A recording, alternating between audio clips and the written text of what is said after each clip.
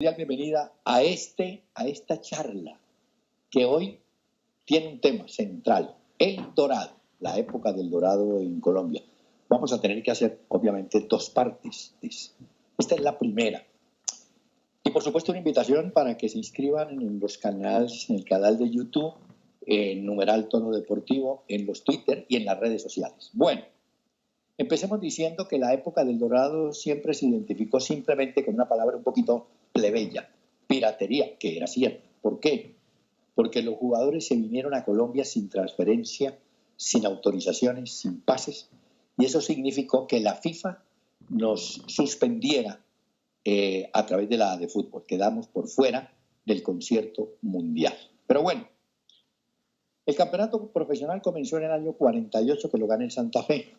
En el año 49 lo gana Millonarios, pero quiero decir que fue en el segundo semestre del 49 cuando empieza el dorado y termina en octubre del 54. Ahora diremos por qué. El primero que montó la salida de jugadores de Argentina fue Adolfo Pedernera, que había participado en la huelga de futbolistas argentinos del año 48. Y detrás de él vinieron cantidad de jugadores de esa región. Pedernera vino con un contrato de $5.000 de prima y un salario de 700 pesos, que eran $700 realmente. Él trajo a Rossi, trajo a Di Stéfano, pero Pedernera también, hay que abonarle, tuvo la idea de que todos los equipos que fueran a competir estuvieran equilibrados, que tuvieran jugadores de talla. Y él empezó a recomendar a quien le preguntaba jugadores de su país. Esa oleada argentina tuvo como líder Adolfo Pedernera. Otra oleada, la de futbolistas peruanos. Cuando nosotros decimos que de la huelga argentina pues, se propició la llegada de jugadores de ese país, hay que advertir que Valeriano López hacía parte de 6 jugadores que habían sido expulsados de por vida por la Federación Peruana.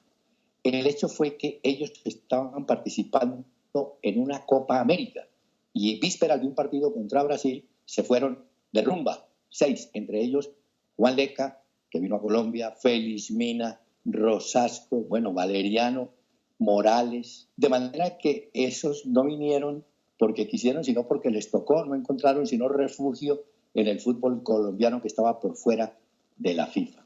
Valeriano López tuvo un detalle impresionante como goleador.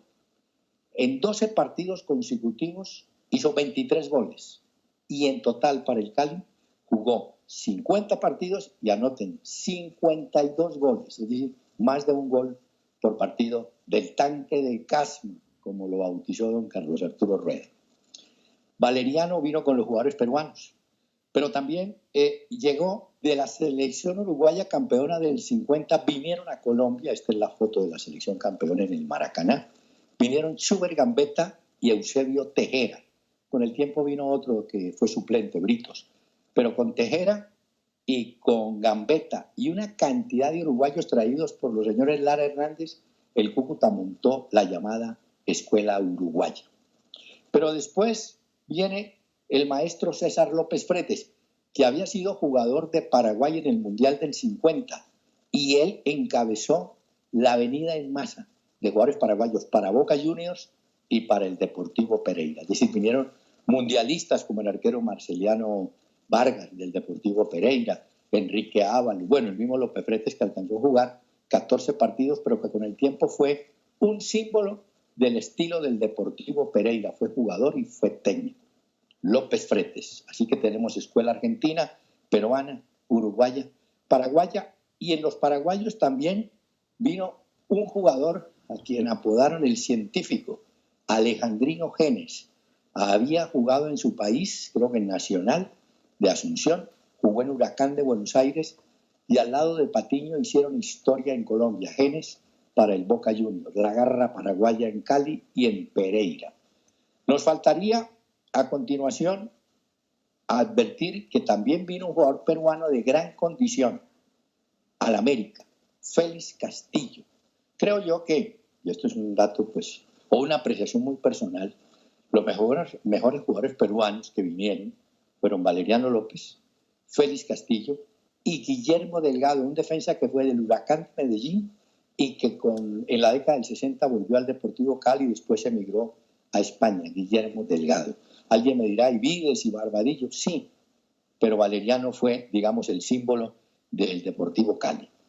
En esa época, obviamente, cuando Millonarios gana el campeonato del 51, 52 y 53, porque antes, en el 50, con gran sorpresa, lo ganó el Deportes Caldas, un equipo que se había armado con jugadores argentinos, pero no del nivel de los de Millonarios. Sin embargo, le ganaron el campeonato del 50. Pero quería anotar esto. Vino el arquero Julio Cosi, que fue denominado el arquero del siglo, fue, digamos, el más representativo de todos aquellos arqueros extranjeros. Pero ya surgían dos arqueros. El Chonto Gaviria, que había sido campeón con Santa Fe en el 48, y Efraín Caimán Sánchez, que en el 48 había estado en San Lorenzo de Almagro y ya a partir del 50 fue moldeando su carrera y podría decirse que fue el mejor arquero colombiano de la época del Dorado, así como Cosi lo fue por el lado de los extranjeros.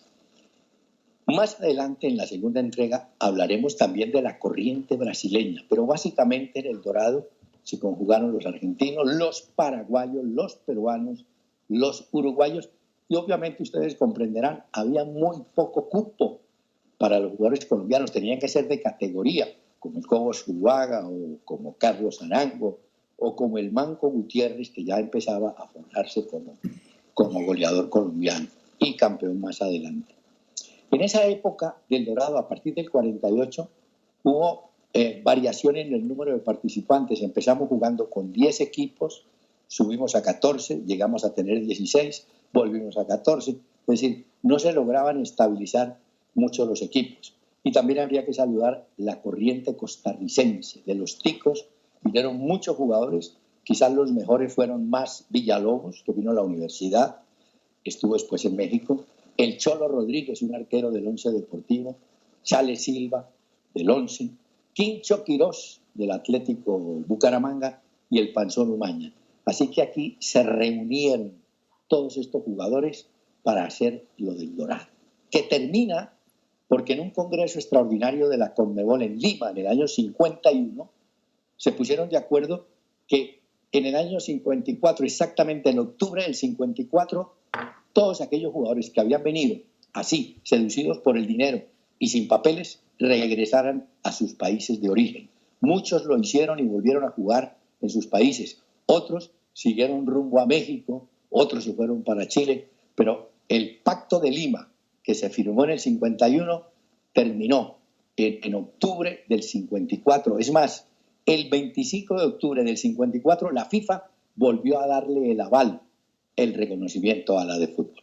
Esta fue la primera entrega de este repaso de lo que significó el Dorado en Colombia. No olviden, una invitación para que se inscriban en el canal, en YouTube, para que estén atentos a numeral Tono Deportivo, en el Twitter y en las redes sociales.